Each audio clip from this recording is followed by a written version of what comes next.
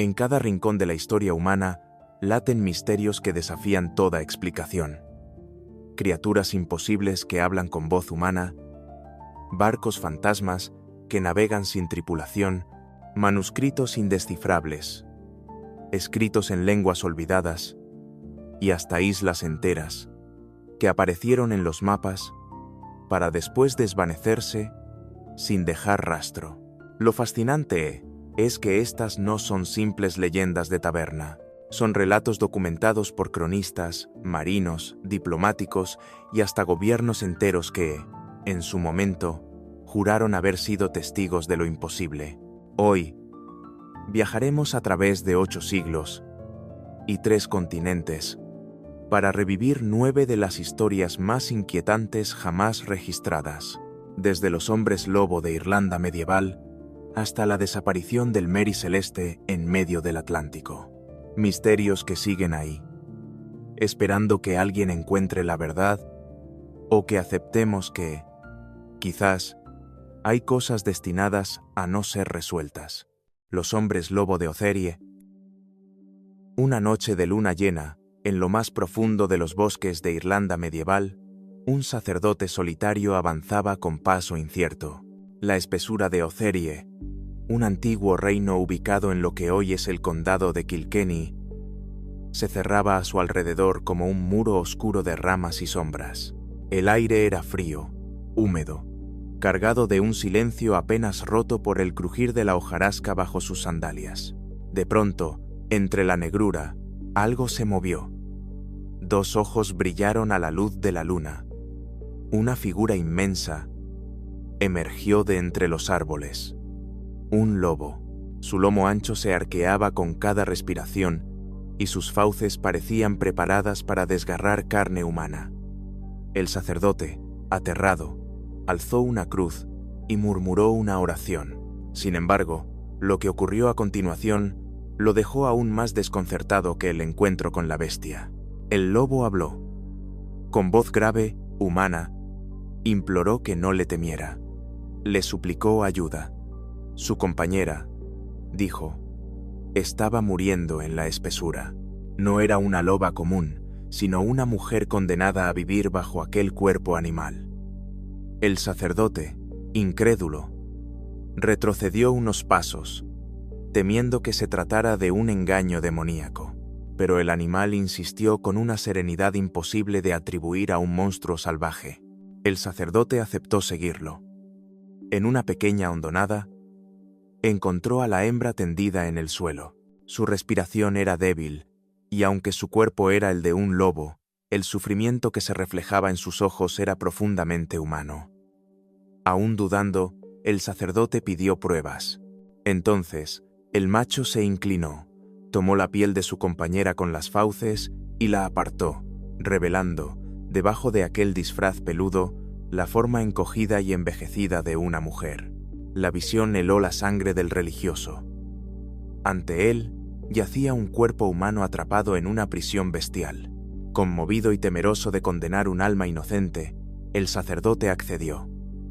Preparó los ritos de la iglesia y otorgó a la mujer moribunda la extremaunción. El macho permaneció a su lado, respondiendo a las oraciones, mostrando un fervor religioso que ningún demonio habría fingido con tal devoción. Cuando el alma de la mujer partió, el sacerdote la encomendó a Dios. El lobo se inclinó en señal de gratitud y lo acompañó de regreso al sendero, velando por su seguridad hasta el borde del bosque. Antes de despedirse, pronunció una profecía sobre el futuro de Irlanda y las invasiones normandas que sacudían al reino. Aquel encuentro no quedó en silencio. El sacerdote informó lo ocurrido a su obispo, y pronto se celebró un sínodo para determinar si lo narrado era un engaño o un prodigio. El propio cronista Giraldo de Gales, en su obra Topografía Ibérnica de 1188, recogió el testimonio. Y lo más sorprendente es que la Iglesia lo tomó en serio. El sacerdote fue enviado incluso a Roma para contar su experiencia ante el Papa. La historia de los hombres lobo de Ocerie no era un cuento de hogueras campesinas. Era un suceso registrado, debatido y elevado a la autoridad más alta de la cristiandad medieval. ¿Qué había de verdad en aquel relato? Según Giraldo, el origen del mal residía en una maldición lanzada mucho tiempo atrás por San Natalis, abad local. Los habitantes de Ocerie habían cometido un pecado que nunca se especifica, y como castigo, una pareja debía transformarse en lobos cada 7 años. Al término de ese ciclo, recuperaban su forma humana, pero otros 2 tomaban su lugar, condenados a repetir el exilio salvaje en los bosques. La pareja que el sacerdote encontró era parte de esta cadena inquebrantable de destino. No eran bestias por elección, sino víctimas de un castigo divino que se transmitía de generación en generación. Lo más curioso de esta tradición es que los lobos de Ocerie, lejos de encarnar el salvajismo y la furia, eran descritos como seres piadosos. Rezaban, pedían sacramentos, cumplían su palabra. No se parecían en nada al arquetipo del hombre lobo furioso y devorador de carne humana que conocemos hoy. Eran, en esencia, humanos atrapados en una piel ajena, luchando por no perder su alma. Las crónicas irlandesas más antiguas refuerzan la idea. Ya en el siglo XI, un poema escrito por un obispo de Dublín hablaba de clanes capaces de transformarse en lobos. Sus cuerpos humanos quedaban en trance mientras sus almas vagaban convertidas en depredadores. Cualquier herida recibida en la forma animal aparecía después en el cuerpo humano. Para muchos, aquello no era mito, sino una prueba más de que existían linajes enteros marcados por una herencia sobrenatural. El propio reino de Ocerie tenía vínculos legendarios con los lobos. Sus reyes aseguraban descender de Lichfiad, cuyo nombre significa, literalmente, hombre lobo. En la genealogía medieval, la sangre de los soberanos llevaba consigo esa marca salvaje, un símbolo de poder que los distinguía de otros clanes. Para los guerreros irlandeses, el lobo era algo más que un animal. Era el espejo de su propia existencia. Jóvenes soldados vivían en los bosques, cazaban, saqueaban, se dejaban crecer el cabello y vestían pieles lupinas para infundir terror en el enemigo. No era difícil que, con el tiempo, la frontera entre hombre y bestia se volviera difusa, alimentando la idea de guerreros que se convertían realmente en lobos. Quizá los hombres lobo de Ocerie sean, en el fondo, la memoria distorsionada de esas bandas de guerreros ferales, envuelta después en la liturgia cristiana. O quizá, como creyeron los cronistas medievales, se trataba de un castigo real, una maldición divina que condenaba a los culpables a vagar en cuerpos de lobos hasta purgar la culpa de su pueblo. Más de 8 siglos después, el eco de aquella noche sigue vivo. Entre la fe y el mito, entre el miedo y la compasión, los hombres lobo de Ocerie siguen recordándonos que, a veces, la línea que separa lo humano de lo bestial no es tan nítida como creemos. La nave aérea de Clonmacnoise. Era un domingo sereno en la Irlanda medieval. En el monasterio de Clonmacnoise, a orillas del río Shannon, los monjes entonaban cantos litúrgicos mientras el humo de los cirios se elevaba en espirales, mezclándose con el incienso. Afuera, la comunidad aguardaba la salida de la misa, cuando, de pronto, los fieles alzaron la vista y quedaron petrificados. En el cielo, sobre la iglesia, navegaba un barco. Una embarcación de madera, como las que surcaban los mares, flotaba suspendida entre las nubes. No era visión de un hombre aislado ni del delirio de un asceta en ayuno. Toda la congregación la vio, y lo que sucedió a continuación convirtió aquel instante en una de las leyendas más desconcertantes de la historia de Irlanda. Del barco descendió un ancla. El hierro cayó desde lo alto y quedó atrapado en la puerta de la iglesia, como si se hubiera enganchado en un muelle invisible. Atónitos, los campesinos y monjes se agolparon alrededor, palpando la cadena que colgaba del cielo. Entonces, algo aún más extraño ocurrió. Una figura descendió por la cuerda. Era un marinero. Se movía como quien nada en el agua, braceando en el aire, luchando por mantener el aliento. Cuando llegó al suelo, intentó liberar el ancla, pero su cuerpo parecía ahogarse en aquella atmósfera. Jadeaba como si el aire que respiraban los hombres fuese para él un océano denso e inhabitable. La multitud, presa del pánico y la curiosidad, lo rodeó. Algunos trataron de sujetarlo, como si quisieran apresar a un ser del otro mundo.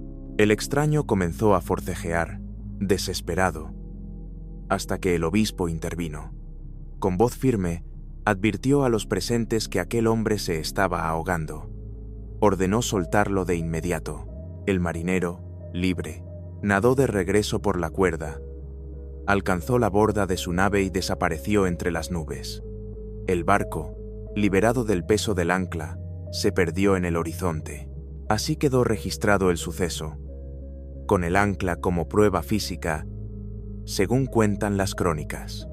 Durante siglos, aquella reliquia habría sido mostrada en Clonmacnoise como testimonio de un encuentro entre dos mundos. Pero la historia no comienza ni termina en ese domingo del siglo VIII.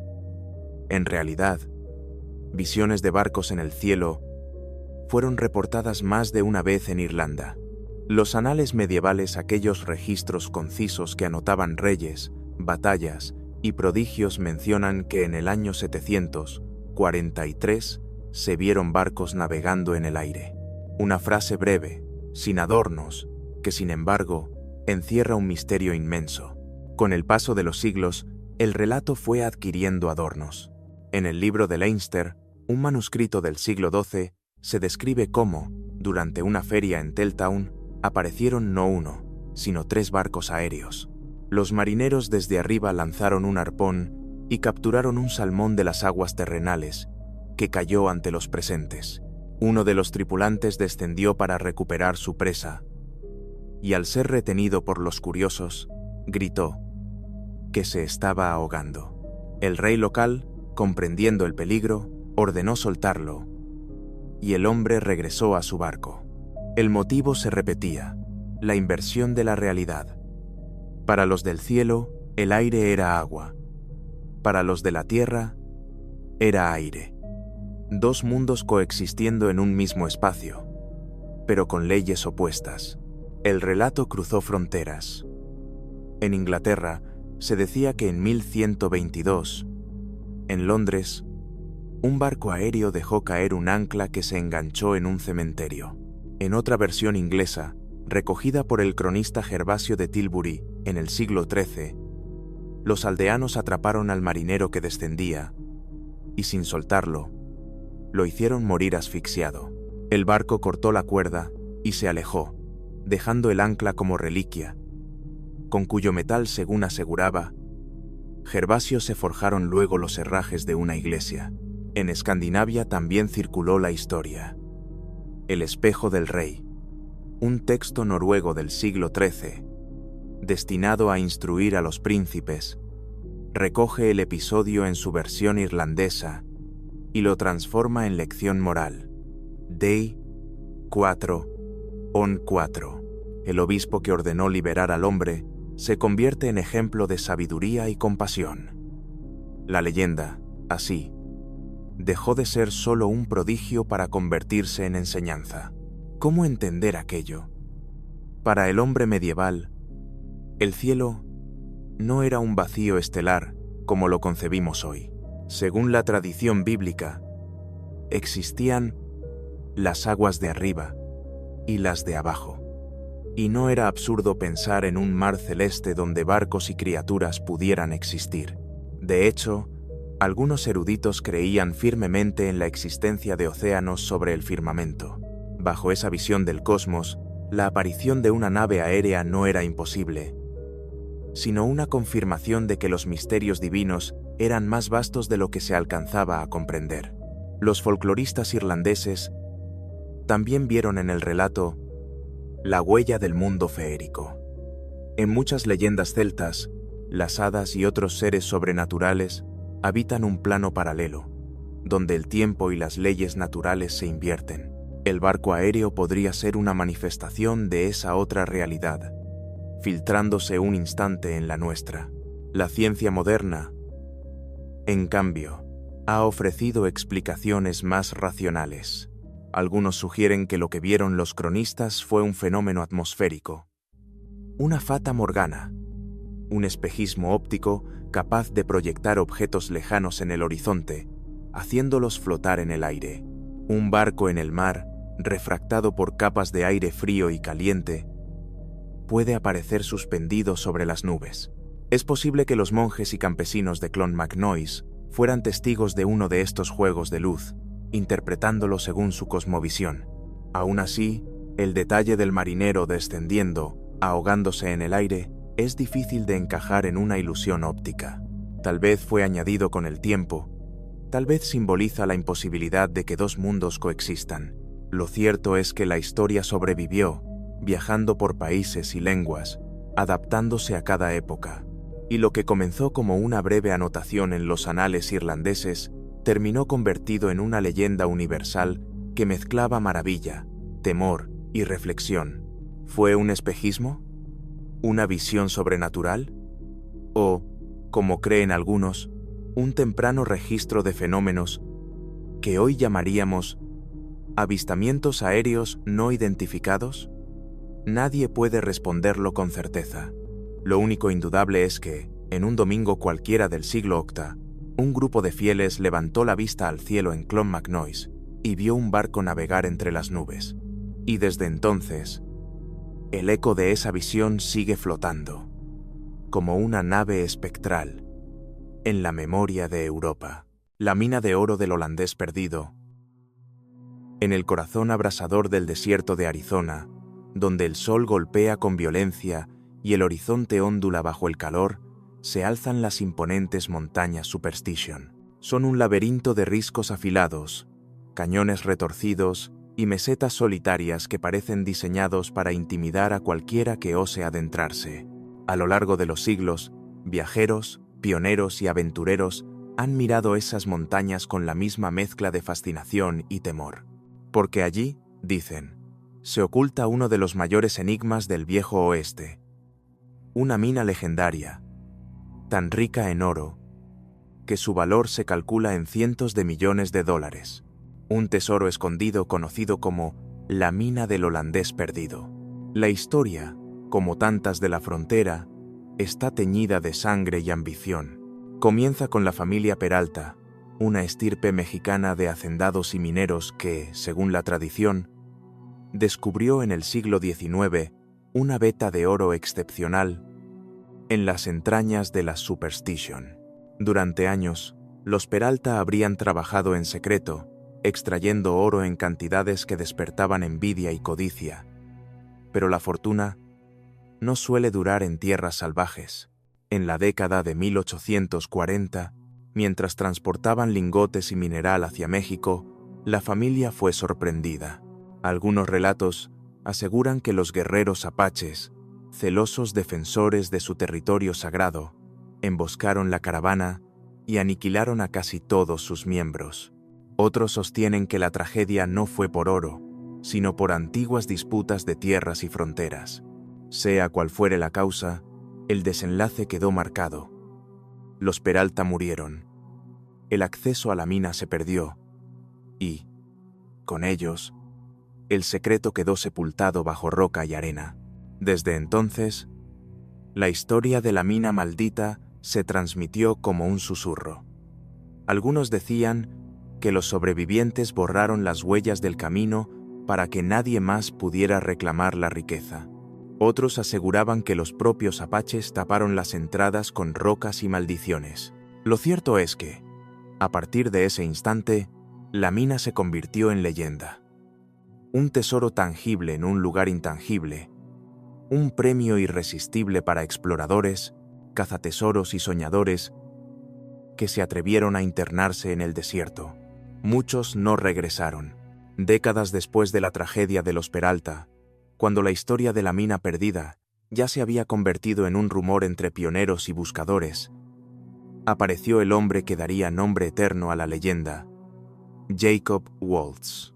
Waltz era un inmigrante alemán que había llegado a Estados Unidos siguiendo la fiebre del oro. Como muchos otros, se instaló en Arizona, buscando fortuna en las duras tierras del desierto.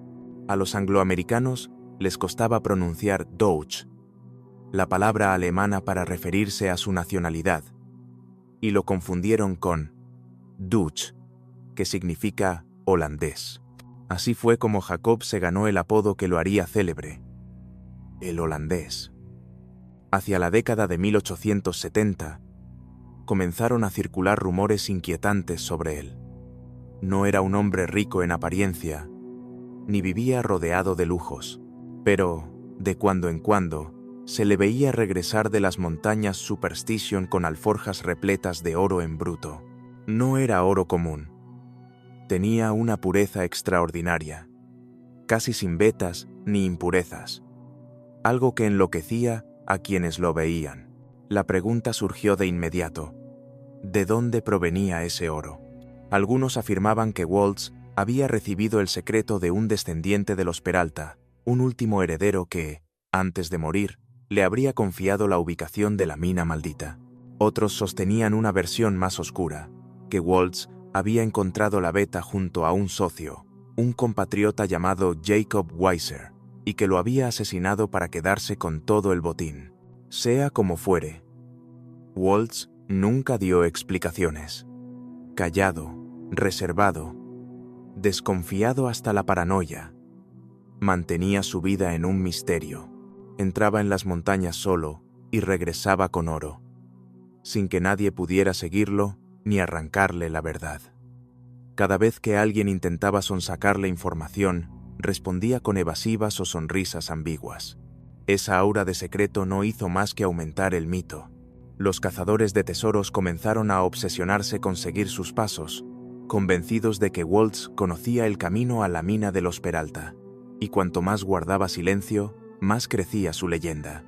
Con el tiempo, el oro se convirtió no solo en su riqueza, sino en su condena, porque mientras vivió, Jacob Waltz cargó con la sombra de las sospechas, las envidias y el peligro que siempre rodea a quien parece poseer un tesoro demasiado grande para ser compartido. En 1891, el destino alcanzó a Jacob Waltz. Enfermo de neumonía y debilitado por los años, agonizaba en una modesta casa de adobe en Phoenix. A su lado estaba su vecina y cuidadora, Julia Thomas, una mujer que se convirtió en la última confidente del viejo minero. Quizá consciente de que no le quedaban muchos días, Waltz decidió compartir con ella lo que tantos habían intentado arrancarle en vida, el secreto de la mina. Entre susurros entrecortados, le describió un lugar oculto en las montañas Superstition. Habló de un desfiladero estrecho, de un cañón en forma de herradura y de un árbol desgajado por un rayo que servía de señal. Mencionó también un imponente pico rocoso que dominaba el horizonte. Weaver's Needle, un monolito de piedra que, según él, se alzaba como guardián del oro escondido. Pero las instrucciones eran un rompecabezas. Waltz divagaba, repetía detalles que se contradecían, mezclaba referencias vagas con descripciones tan precisas que parecían inventadas. ¿Era la debilidad de un moribundo lo que hacía confusa su narración? ¿O acaso, incluso en su lecho de muerte, seguía jugando con el misterio, decidido a no entregar el secreto completo? Poco después, Jacob Waltz murió. Con él se apagaba la única certeza sobre la existencia de la mina, y nacía, al mismo tiempo, la leyenda que lo sobreviviría por generaciones. Julia Thomas, convencida de que tenía en sus manos un tesoro, se lanzó a la búsqueda junto con algunos socios. Armados con las notas apresuradas que había tomado durante la agonía del holandés, exploraron los desfiladeros, recorrieron las gargantas y rastrearon cada roca en torno a Weaver's Needle, pero nunca encontraron nada. El fracaso la llevó a otra salida. Vendió las notas, elaboró mapas y alimentó con relatos adornados la fiebre de los buscadores. Sus palabras, mezcladas con rumores y exageraciones, se multiplicaron rápidamente. Cada mapa prometía ser el auténtico. Cada historia parecía contener una pista definitiva. Y así comenzó la epidemia de mapas falsos, pistas inventadas y expediciones condenadas que convirtió a las montañas Superstition en un imán para aventureros. Desde entonces, miles de hombres y mujeres han penetrado en ese desierto ardiente convencidos de poder descifrar el enigma. Algunos regresaron con las manos vacías, otros nunca volvieron. Lo único seguro es que Jacob Waltz, con sus últimas palabras, no entregó un secreto.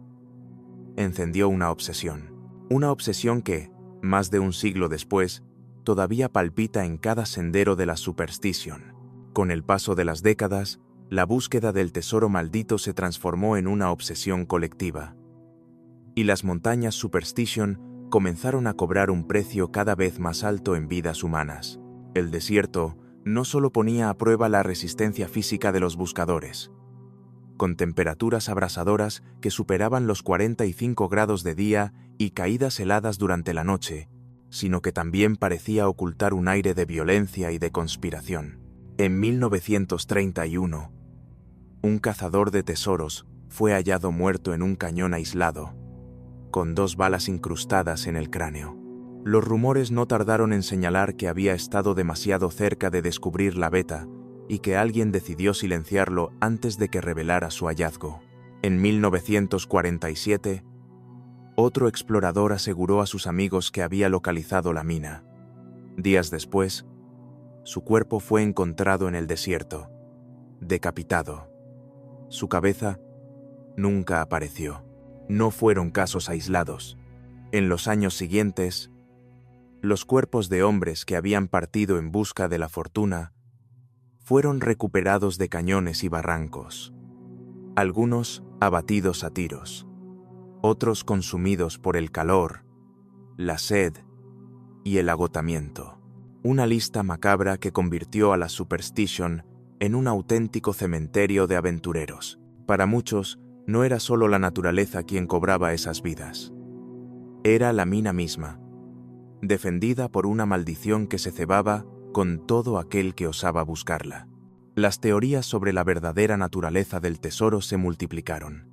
Para algunos, la mina era real y aún esperaba ser hallada, quizá enterrada bajo un corrimiento de rocas o sellada por los propios apaches siglos atrás. Para otros, el oro de Waltz no provenía de ninguna veta escondida. Tal vez lo robó de lingotes fundidos, de caravanas mexicanas o incluso de alguna explotación minera legal. Según esta teoría, la historia de la mina no sería más que una tapadera para encubrir un pasado turbio. Y luego está Weaver's Needle, la icónica aguja de roca que se levanta sobre el desierto como un dedo petrificado señalando al cielo. Generación tras generación de buscadores han asegurado que allí, en algún punto de sus laderas o en las sombras de sus cañones, se encuentra la entrada al tesoro. Sin embargo, a pesar de incontables excavaciones, no se ha hallado prueba concluyente. En la década de 1940, un nuevo elemento avivó el fuego de la leyenda: las piedras Peralta. Se trataba de unas losas de piedra tallada con símbolos, marcas y mapas enigmáticos que, según sus descubridores, señalaban el camino hacia la mina. Para algunos investigadores eran reliquias auténticas, elaboradas por los descendientes de la familia Peralta y ocultadas durante generaciones.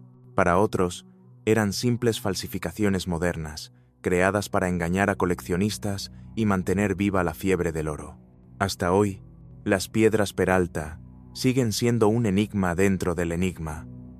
Su autenticidad jamás ha sido confirmada, y su aparente mapa no ha llevado a nadie al oro prometido, pero sí han conseguido algo: mantener viva la llama del mito, atrayendo a más y más soñadores hacia un desierto que, generación tras generación, cobra tributo en sudor, sangre y silencio. Porque en la Superstition, la verdad de la mina del holandés perdido permanece tan enterrada como el oro que prometen sus leyendas. El atractivo de la historia nunca residió únicamente en el oro. En realidad, es un relato arquetípico del viejo oeste. Un extranjero misterioso que carga con un secreto, un tesoro que parece maldito y un desierto implacable que castiga a los ambiciosos y se convierte en guardián eterno del enigma. Cada muerte registrada, cada expedición fallida, cada mapa contradictorio que condujo a la nada, solo sirvió para reforzar la idea de que la mina existe y que su descubrimiento está reservado únicamente para los dignos, o, tal vez, para los suficientemente afortunados. Más de 100 años después de la muerte de Jacob Waltz, la fiebre no se ha apagado. A día de hoy, excursionistas, aventureros y cazatesoros siguen internándose en las montañas Superstition con la misma esperanza que sus predecesores. Bajo el sol inclemente, entre cañones estrechos y senderos sin retorno, persiguen huellas invisibles, interpretan las piedras peralta, redibujan mapas imposibles y arriesgan su vida por un tesoro que nadie ha demostrado que exista. La historia reciente está plagada de ejemplos. Cada cierto tiempo, aparecen en los periódicos titulares sobre un buscador perdido, un cadáver hallado entre los riscos, un aventurero que nunca volvió a casa. El desierto sigue cobrando su tributo, como si fuera parte de la propia maldición, y cada tragedia nueva alimenta el mito, fortaleciendo la convicción de que la mina está allí, escondida, esperando a quien logre descifrarla.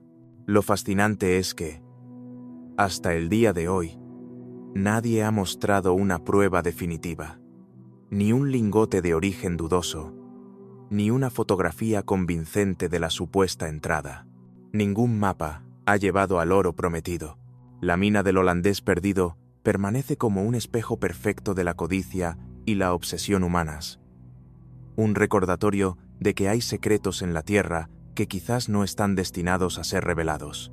Cuando el sol se pone sobre el horizonte de Arizona y el cielo se enciende en tonos rojos y púrpura, las montañas Superstition proyectan siluetas que parecen figuras vigilantes. El viento recorre los cañones como un eco antiguo, y algunos aseguran que en esos susurros aún se percibe la presencia de Jacob Waltz, el viejo holandés, guardián celoso de su secreto. Quizá, en algún rincón olvidado de la roca, bajo siglos de polvo y silencio, el oro de los Peralta y de Waltz siga esperando. O quizá la mina nunca existió, y todo lo que queda es una historia demasiado perfecta para morir. Sea como fuere, la leyenda sigue llamando, y quienes escuchan su canto no pueden evitar intentarlo una vez más, adentrándose en las entrañas del desierto, allí donde el mito y la muerte se confunden, bajo la eterna sombra de las Superstition Mountains. El Códice Rohonk. Imagina abrir un libro antiguo, de páginas amarillentas, y encontrarte con un lenguaje que nadie en el mundo puede leer. Filas y filas de símbolos desconocidos, cuidadosamente alineados, que parecen esconder un mensaje, un secreto, o quizá una broma monumental. Ese enigma existe. Se llama el Códice Rohonk, y desde hace casi 2 siglos desconcierta a historiadores, lingüistas y criptógrafos. El manuscrito apareció en 1838, cuando un conde húngaro, Gustav Batthyány, donó su biblioteca personal a la Academia de Ciencias de Hungría. Entre tratados de historia, crónicas y textos religiosos, los académicos hallaron un pequeño volumen encuadernado, compuesto por 448 páginas. En su interior, más de 800 segundoímbolos diferentes se repetían con un orden que parecía tener lógica, pero sin corresponder a ningún idioma conocido. El libro, además, estaba ilustrado. 8 decenas de dibujos en tinta mostraban escenas extrañas, cruces cristianas, lunas crecientes asociadas al Islam, símbolos solares paganos. Había soldados armados, personas rezando, procesiones, crucifixiones y batallas. Todo parecía apuntar a un texto religioso o histórico, pero el alfabeto era completamente ajeno a cualquier tradición.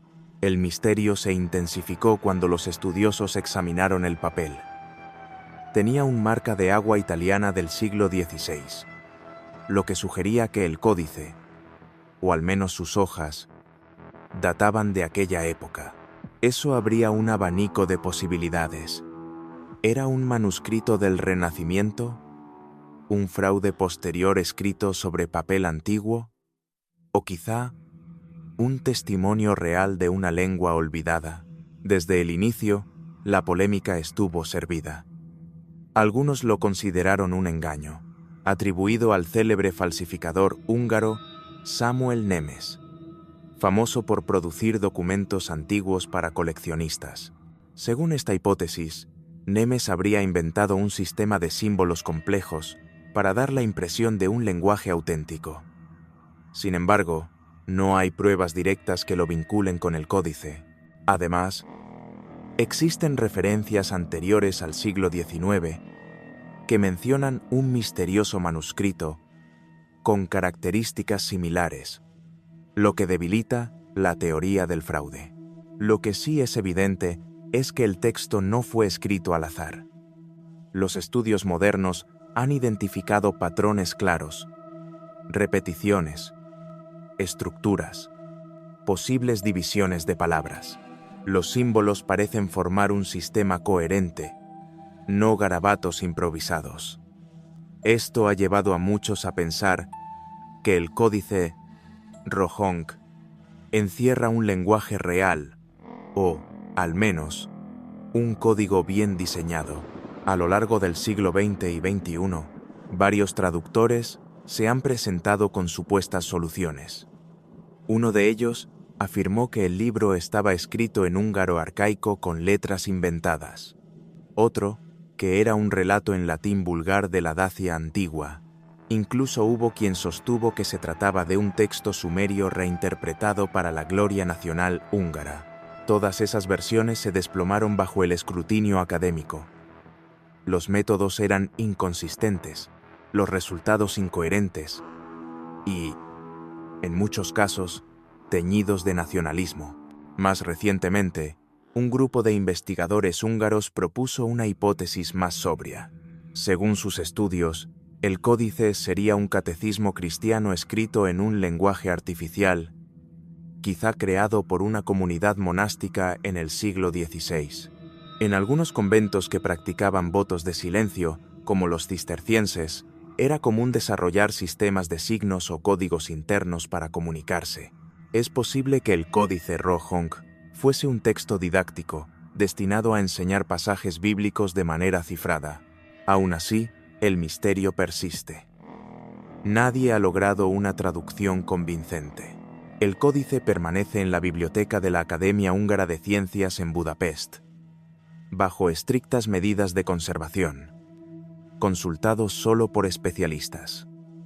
Sus páginas, aún intactas, parecen desafiar al lector con una pregunta silenciosa: ¿quién lo escribió? ¿Y por qué? Lo fascinante del códice Rohonk es que no solo intriga por su contenido oculto, sino por lo que representa. Es un espejo de nuestra obsesión con los secretos, un recordatorio de que, incluso en plena era digital, con algoritmos capaces de descifrar lenguajes y patrones, hay misterios que resisten cualquier explicación. ¿Es una reliquia de una lengua perdida? ¿Un código religioso? ¿Un fraude artístico del siglo XIX? Cada teoría abre una puerta, pero ninguna lleva al final del laberinto. Y quizá ahí radique su mayor poder: mantenernos buscando, como si cada símbolo inscrito en sus páginas fuera un guiño de quien, hace siglos, quiso retarnos a nunca descifrarlo del todo.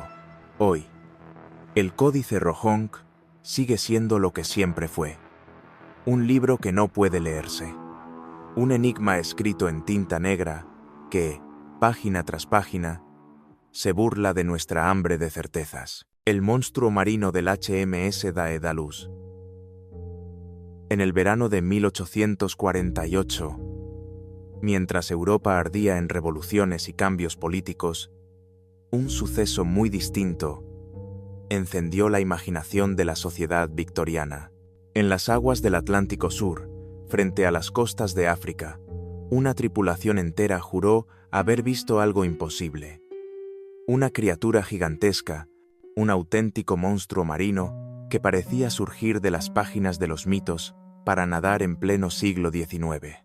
El escenario fue el HMS Daedalus, un buque de guerra británico que navegaba desde el Cabo de Buena Esperanza hacia Santa Helena. El 6 de agosto, a unas 300 millas de la actual Namibia, el mar estaba agitado, pero la visibilidad era buena. Fue entonces cuando los vigías avistaron algo extraño moviéndose entre las olas. Al principio creyeron que era una ballena, pero al acercarse, todos comprendieron que aquello no se parecía a nada que hubiesen visto antes. Ante sus ojos emergió un animal colosal, con un cuerpo serpenteante que parecía extenderse más de 20 metros sobre la superficie. Su cabeza, puntiaguda y aplanada, se alzaba 4 metros fuera del agua, mostrando un cuello largo y erguido. La garganta tenía un tono blanquecino amarillento, en contraste con el lomo oscuro que brillaba bajo el sol. Lo que más llamó la atención fue un detalle desconcertante. Una especie de melena o cresta recorría la parte superior del cuerpo, como si fueran algas colgando o filamentos erizados.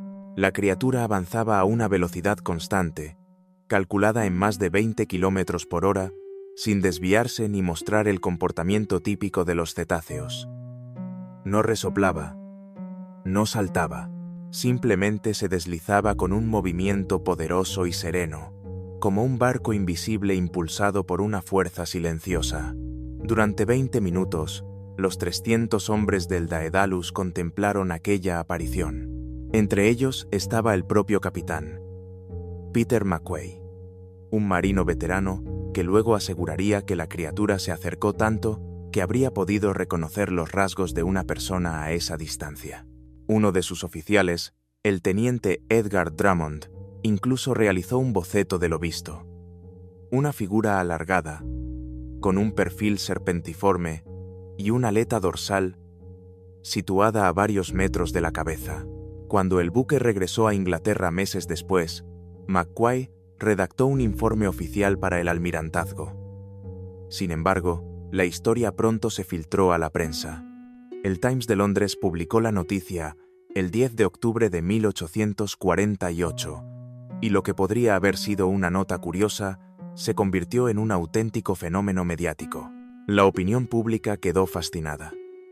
¿Había una especie desconocida acechando en las profundidades del Atlántico? La fiabilidad de los testigos reforzaba la historia. No eran marineros supersticiosos o pescadores cansados de la jornada, sino oficiales británicos, hombres instruidos y disciplinados, con experiencia en el mar. ¿Podían 300 marinos entrenados equivocarse al unísono? Pero la comunidad científica reaccionó con frialdad. El prestigioso naturalista Richard Owen, famoso por ser uno de los padres de la paleontología moderna, descartó la hipótesis de un monstruo. Según él, los hombres del Daedalus habían visto un elefante marino gigante. El cuello que describían, explicó, no era tal, sino la ilusión creada por el movimiento ondulante del animal y la estela de agua tras él. La supuesta melena no era más que vegetación arrastrada. McQuay respondió indignado. Negó que ni él ni sus oficiales pudieran confundir un elefante marino con lo que habían visto a plena luz del día. El debate entre el capitán y Owen se convirtió en un duelo público que dividió a la opinión victoriana. Los partidarios del misterio contra los defensores de la explicación racional. Mientras tanto, la prensa ilustrada alimentaba el fuego. El Illustrated London News publicó grabados basados en el boceto de Drummond, mostrando al monstruo erguido sobre las olas, con su melena ondeante y su cuerpo alargado perdiéndose en el horizonte. Esas imágenes, replicadas en periódicos de medio mundo, consolidaron la visión del Daedalus como uno de los encuentros más sólidos con un serpiente marina en tiempos modernos. ¿Qué vieron realmente aquellos marinos? Con el paso de los años, Diversas hipótesis han intentado explicarlo. Algunos creen que fue un rorcual o un rorcual sei, cuyas proporciones y aletas dorsales encajarían con la descripción, deformada quizá por la distancia y la emoción del momento. Otros apuntan a un grupo de ballenas nadando en formación, confundidas con un único cuerpo gigantesco. Hay quienes sostienen que el avistamiento pudo deberse a un fenómeno óptico, reflejos en la superficie, oleajes, algas y espuma que, combinados, dieron la apariencia de un animal fantástico. Sin embargo, resulta difícil imaginar que tantas personas, durante tanto tiempo, coincidieran en la misma ilusión. Y luego están los más osados, quienes creen que el Daedalus se topó con una especie desconocida, quizá un reptil marino sobreviviente, de eras prehistóricas, un descendiente de los plesiosaurios que todavía se oculta en las profundidades. Más de 175 años después, el enigma sigue abierto. El mar nunca reveló pruebas físicas, ni cadáveres, ni restos, ni otra confirmación posterior.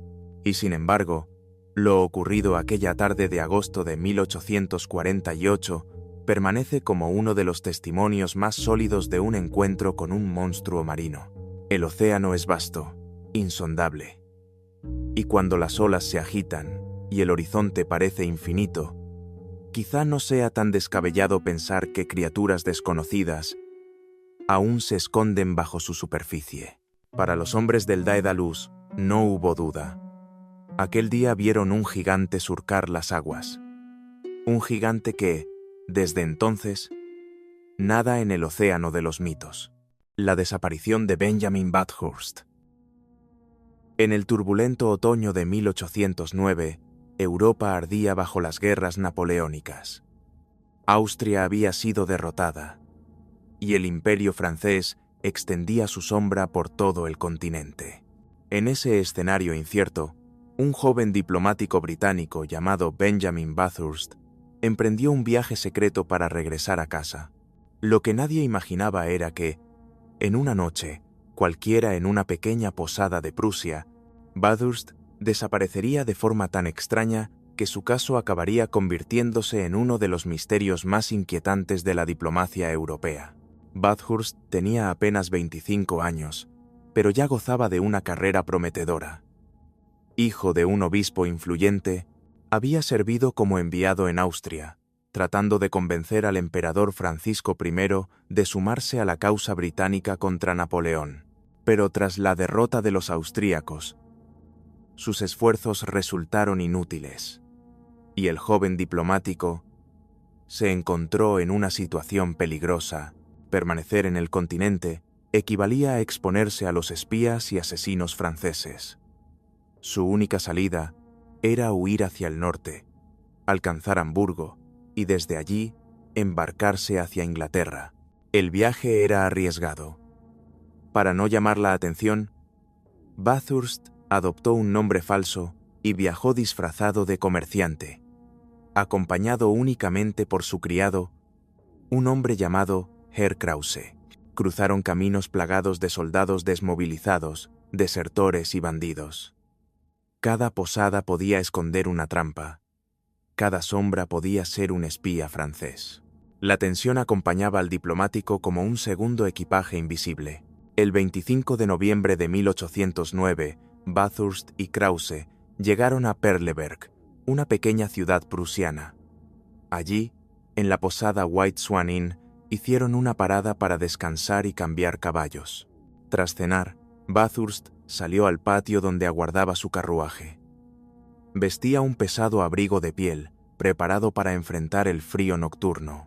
Fue visto caminar alrededor de los caballos, quizá para inspeccionar el enganche, quizá para hablar con el cochero. En ese instante, desapareció. No hubo gritos, no hubo forcejeo, no hubo testigos de un secuestro. Un segundo estaba allí. Al siguiente, se había desvanecido en la oscuridad. Cuando Krause salió a buscarlo, ya no había rastro del joven diplomático. Las autoridades prusianas reaccionaron con rapidez. El capitán, Friedrich von Klitzing, desplegó soldados para registrar la ciudad y dragar el río cercano. Pronto aparecieron los primeros indicios. El abrigo de piel de Bathurst fue hallado en un establo perteneciente a la familia de un empleado de la posada. Días más tarde, un pantalón suyo apareció en el bosque, perforado por agujeros de bala, pero sin manchas de sangre. Era como si alguien hubiera intentado escenificar un asesinato sin cadáver. Un camarero llamado August Schmidt fue arrestado por posesión del abrigo, pero nunca se hallaron pruebas concluyentes contra él. Mientras tanto, la esposa de Bathurst, Phillida, viajó hasta Alemania para exigir respuestas. Incluso se entrevistó con el propio Napoleón Bonaparte, preguntándole si sus agentes habían capturado a su marido. El emperador negó cualquier implicación francesa, y aunque nadie en Inglaterra lo creyó del todo, jamás se encontraron pruebas de lo contrario. Las teorías se multiplicaron. La más sencilla apuntaba a un robo común. Bathurst llevaba joyas y dinero, un botín tentador en tiempos de penuria. Quizá fue víctima de una emboscada por parte de empleados de la posada, que ocultaron su cuerpo. La evidencia del abrigo hallado y la sospecha sobre Schmidt daban peso a esta versión. Pero la desaparición de un diplomático británico en suelo prusiano no podía explicarse tan fácilmente. Los rumores se desataron. Algunos periódicos británicos aseguraron que había sido secuestrado por agentes franceses y ejecutado en secreto. Otros insinuaron que el propio Bathurst había perdido la razón, presa del miedo y la paranoia, y que había huido para vivir bajo otra identidad.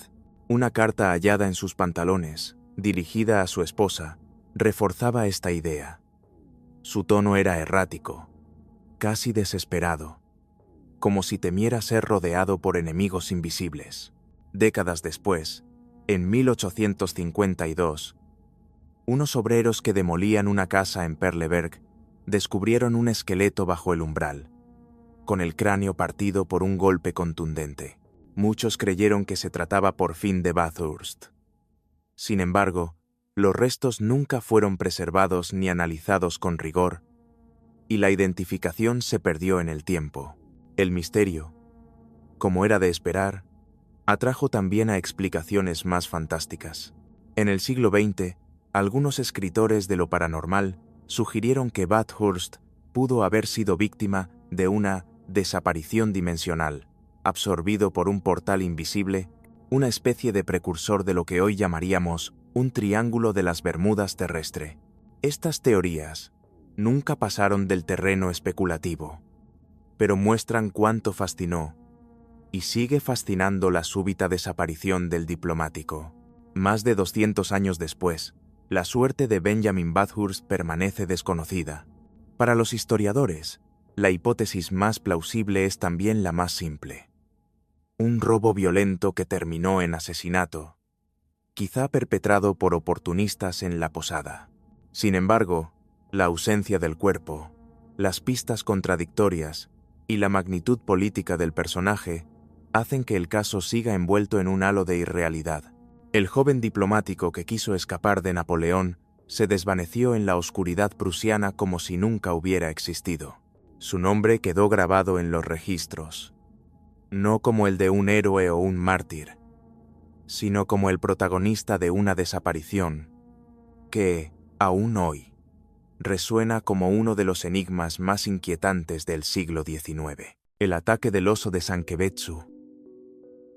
En el crudo invierno de 1915, una tragedia sin precedentes sacudió a una pequeña aldea pionera en la isla de Hokkaido, al norte de Japón. Fue un episodio tan brutal que aún hoy se lo recuerda como el peor ataque de un animal a humanos en la historia del país. La incursión del oso de Sankebetsu. Durante 6 días, un gigantesco oso pardo usuri sembró el terror.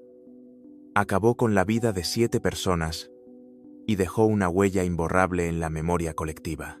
La aldea de Sankebetsu era, en ese entonces, un asentamiento reciente. Familias campesinas habían llegado a esas tierras boscosas para abrir cultivos y levantar hogares en un entorno salvaje, donde la frontera entre lo humano y lo animal era todavía difusa. En esos bosques habitaban los osos Ussuri, una de las subespecies de oso pardo más grandes del mundo, comparables en tamaño y ferocidad a los grizzlies de Norteamérica. Los encuentros eran frecuentes, pero rara vez alcanzaban la magnitud de lo que estaba por ocurrir. Todo comenzó a finales de noviembre. El agricultor Tomizo Ikeda sorprendió a un enorme oso rondando su granero y robando maíz. Con la ayuda de otros colonos, intentó darle caza, llegando a herirlo con disparos. Creyeron que se retiraría a hibernar y que la amenaza había terminado. Se equivocaban. El animal, herido y enfurecido, regresó semanas después en busca de venganza. El 9 de diciembre de 1915, el oso reapareció en la casa de la familia Ota. Dentro estaban una mujer llamada Mayu y un bebé de la familia que cuidaba. El monstruo irrumpió con una violencia indescriptible. Destrozó la vivienda, atacó al niño y luego arrastró a Mayu hacia el bosque. Cuando los aldeanos llegaron, hallaron el suelo cubierto de sangre. La escena era tan atroz que muchos la describieron como un matadero. El pánico se propagó de inmediato. Armados con escopetas y lanzas improvisadas, los vecinos montaron guardia, esperando el regreso del depredador. Y el oso regresó esa misma noche. Merodeó por la propiedad de los Ota, esquivó los disparos y desapareció de nuevo entre las sombras, dejando a los colonos con el corazón en la garganta. Al día siguiente, los hombres formaron un grupo de rastreo. Siguiendo huellas en la nieve, encontraron restos espeluznantes, el cuerpo mutilado de Mayu, oculto bajo ramas, como si el oso lo hubiera almacenado para devorarlo más tarde. La conclusión era clara. Aquel animal no solo atacaba por defensa o hambre, había comenzado a considerar a los humanos como presas. El horror alcanzó su punto máximo la noche del 10 de diciembre. Muchas mujeres y niños habían buscado refugio en la casa de la familia Miyoke, considerada más segura porque allí había hombres armados. Sin embargo, la mayoría de los guardianes abandonó el puesto para reforzar la vigilancia en la casa de los Ota, convencidos de que el oso volvería allí. La jugada resultó desastrosa. El oso, con una astucia aterradora, se dirigió directamente a la casa de los Miyoke. Irrumpió en la vivienda, derribó muros y apagó las lámparas en la confusión. En la oscuridad, atacó sin piedad. Acabó con 2 niños pequeños, hirió gravemente a otros y atacó a una mujer embarazada de 8 meses. El caos era absoluto. Gritos, disparos fallidos y cuerpos ensangrentados se mezclaron en una escena dantesca. Una madre, Yao Miyoke, intentó huir con su bebé a la espalda, pero el oso la alcanzó, la derribó y mordió al niño mientras ella, desesperada, trataba de arrastrarse hacia la salida. Cuando finalmente llegaron refuerzos, encontraron la casa convertida en un campo de carnicería. Los aldeanos, aterrados, llegaron a debatir si debían incendiar la vivienda para acabar con el oso en su interior, aunque eso significara arriesgar a posibles sobrevivientes. Finalmente, descartaron la idea. El animal, ágil y veloz, volvió a escabullirse hacia el bosque. El miedo paralizó a la comunidad. Las familias se refugiaron en la escuela local, temiendo nuevas embestidas. Muchos comenzaron a creer que el depredador no era un oso común, sino un demonio de las montañas, una fuerza sobrenatural enviada para castigarlos por invadir aquellas tierras. El 14 de diciembre, un equipo de cazadores experimentados, encabezado por el legendario matador de osos Yamamoto Heikichi, rastreó al animal hasta un claro. Allí lo encontraron descansando bajo un roble. Con sangre fría, Yamamoto apuntó y disparó. La primera bala perforó el corazón del oso. La segunda la cabeza. El coloso cayó. Finalmente, el cadáver medía casi 3 metros de pie a hocico y pesaba más de 340 kilos. En su estómago hallaron restos humanos, prueba irrefutable de la ferocidad de sus ataques. Para los aldeanos, verlo muerto fue un alivio y un acto de justicia. Aún así, el trauma persistió. Algunos, en un extraño ritual de venganza, llegaron a consumir su carne, convencidos de que así librarían al pueblo del espíritu maligno. Con el tiempo, la aldea fue abandonada. El recuerdo del ataque era demasiado doloroso y el lugar quedó marcado para siempre. Décadas después, un niño sobreviviente de la masacre, Haruyoshi Ikawa, juró dedicar su vida a cazar osos. Llegó a matar más de 100 a lo largo de su vida, como si aún intentara ajustar cuentas con el espectro de Sankebetsu. Los expertos han debatido durante años por qué este ataque fue tan extremo. Algunos creen que el oso despertó prematuramente de la hibernación, hambriento y desorientado. Otros sostienen que el hecho de haber sido herido por los campesinos semanas antes desató en él una agresividad inusual. También se ha señalado que los colonos estaban invadiendo su hábitat y alterando el delicado equilibrio entre humanos y fauna salvaje. Sea como fuere, el episodio quedó inscrito en la historia como el ejemplo más brutal de lo que puede ocurrir cuando el ser humano y la naturaleza chocan de frente. Hoy, en Hokkaido, se levanta un pequeño museo conmemorativo que recuerda a las víctimas y advierte a los visitantes del poder indomable del oso Usuri. El oso de Sankebetsu ya no ronda los bosques, pero su sombra permanece, recordando que, en los rincones más salvajes de la Tierra, aún existen fuerzas capaces de recordarnos cuán frágiles somos frente a la naturaleza. La isla fantasma de New South Greenland. Durante siglos, los océanos fueron un territorio de enigmas, donde la línea que separaba la realidad de la ilusión podía desvanecerse fácilmente. Mapas antiguos están plagados de lugares que hoy sabemos que nunca existieron. Islas que aparecían y desaparecían como fantasmas, costas dibujadas a partir de testimonios inciertos, tierras prometidas que atraían expediciones y se desvanecían al llegar. Una de esas quimeras geográficas, acaso la más célebre del Atlántico Sur, fue la llamada New South Greenland.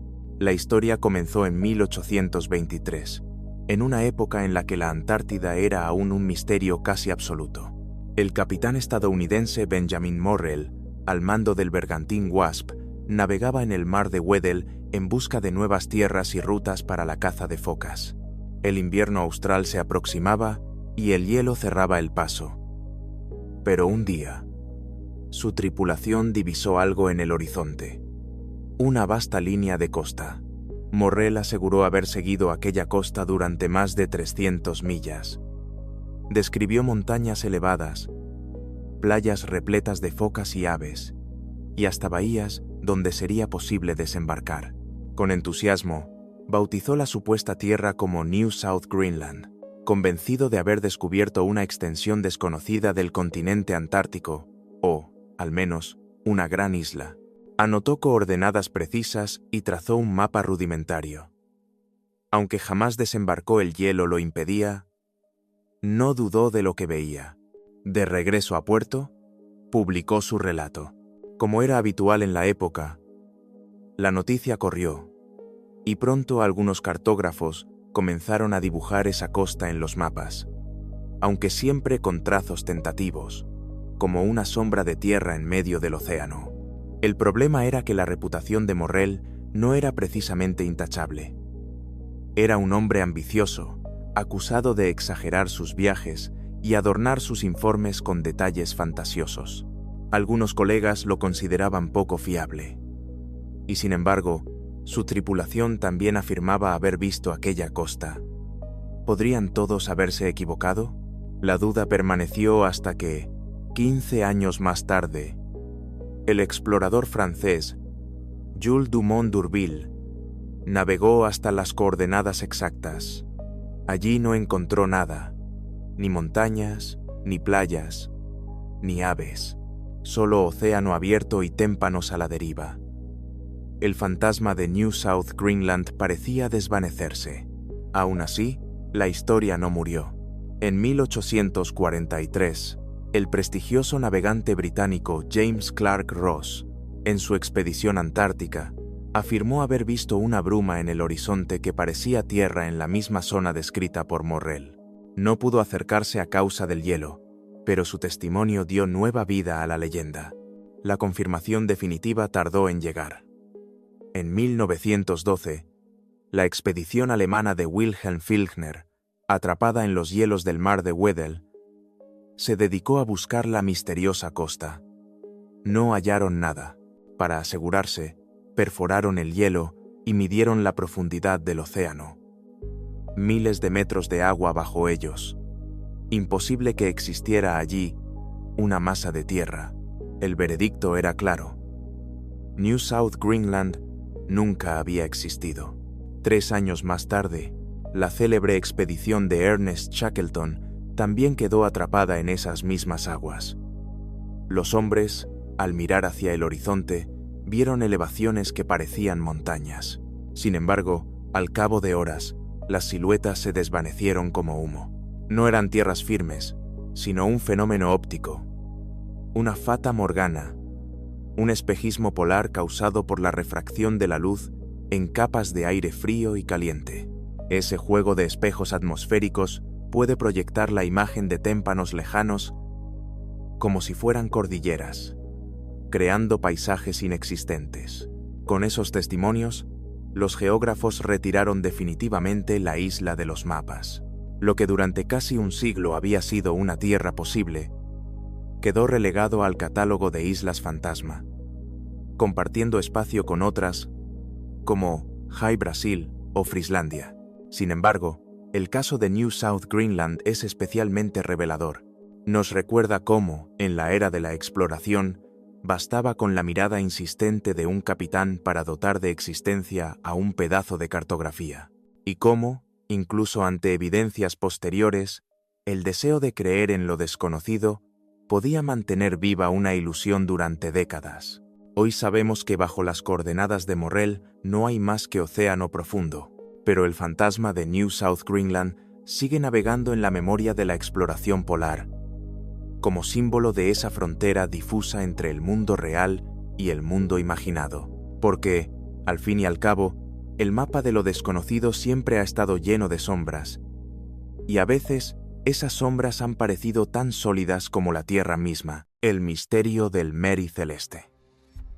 El 5 de diciembre de 1872, en medio del Atlántico, un barco mercante canadiense llamado Dei Gratia divisó una goleta a la deriva. Navegaba con las velas desplegadas, pero parecía inestable, meciéndose sin rumbo en las olas. El capitán, David Morehouse, observó el casco y reconoció el nombre pintado en la popa: Mary Celeste.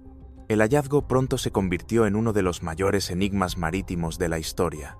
El Mary Celeste había zarpado un mes antes, el 7 de noviembre, desde Nueva York rumbo a Génova. A bordo viajaban el capitán Benjamin Briggs, un marinero experimentado, su esposa Sarah y su pequeña hija de 2 años, junto con 7 tripulantes. La carga consistía en 1.700 barriles de alcohol industrial, un envío valioso que debía cruzar el Atlántico hasta Italia. El clima había sido favorable al partir, y no había motivo alguno para sospechar lo que ocurriría. Cuando los hombres del Dei Gratia abordaron el barco fantasma, encontraron una escena desconcertante. La nave estaba en condiciones de navegar. No presentaba daños graves en el casco, y la bodega no estaba inundada. La comida y el agua potable se hallaban intactas, con provisiones suficientes para 6 meses. Las pertenencias personales del capitán y la tripulación seguían en sus camarotes, desde baúles hasta ropa y juguetes de la niña. pero no había nadie a bordo. El único indicio extraño era un bote salvavidas que faltaba, y cuerdas colgando del costado de la goleta, como si hubiese sido arriado en el mar. También encontraron el sextante y los instrumentos de navegación desaparecidos, lo que sugería que la tripulación se había marchado voluntariamente, intentando seguir un rumbo. Sin embargo, ¿por qué abandonar un barco en buen estado en medio del océano? El Mary Celeste fue llevado a Gibraltar, donde una investigación intentó desentrañar el misterio. Los barriles de alcohol estaban en su mayoría intactos, aunque 9 de ellos, hechos de madera diferente, estaban vacíos. Algunos sugirieron que los vapores del alcohol pudieron haber llenado la bodega y asustado a la tripulación, temerosa de una explosión. Quizá el capitán Briggs ordenó evacuar temporalmente el barco, atando el bote con cuerdas, pero una ráfaga de viento lo habría separado para siempre del Mary Celeste. Otra hipótesis apuntó a un motín. Tal vez los marineros se rebelaron y asesinaron a Briggs y a su familia, abandonando luego la nave. Pero la investigación no halló rastros de violencia, sangre ni desorden. Todo estaba demasiado en calma para un crimen. Las teorías se multiplicaron. Algunos imaginaron ataques de piratas. Otros, un fenómeno natural como un terremoto submarino o una tromba marina que obligó a evacuar. Incluso se habló de abducciones sobrenaturales, monstruos marinos o desapariciones en otra dimensión. El misterio era tan fértil que, en 1884, Arthur Conan Doyle escribió un relato de ficción inspirado en el caso, que terminó confundiendo aún más la opinión pública. Lo cierto es que jamás se volvió a saber nada del capitán Briggs, de su esposa, de su hija, ni de los 7 tripulantes. Desaparecieron en la vastedad del océano sin dejar una sola señal de su destino. El Mary Celeste, por su parte, continuó navegando durante años, pasando de mano en mano. Finalmente, en 1885, encalló frente a Haití en un intento de fraude para cobrar un seguro. Allí terminó su vida útil, pero no su leyenda. El caso del Mary Celeste sigue siendo uno de los más célebres enigmas marítimos. A diferencia de otras historias de barcos fantasmas, aquí tenemos pruebas concretas. Un buque real, registrado, encontrado en condiciones verificadas, y la desaparición de 10 personas cuya suerte nunca se esclareció. Quizá la explicación más probable sea la más sencilla. Un error de juicio, una evacuación apresurada, provocada por el miedo a una explosión de vapores, seguida de un accidente que separó el bote del barco. Pero mientras no aparezcan restos del bote ni testimonios de supervivientes, el misterio permanece abierto. El Atlántico, inmenso y profundo, guarda celosamente la verdad. Y cada vez que se cuenta la historia del Mary Celeste, vuelve a surgir esa imagen inquietante. Una goleta solitaria, velas desplegadas, avanzando sin timón ni tripulación bajo el cielo gris, como si fuera conducida no por hombres, sino por el propio misterio del mar.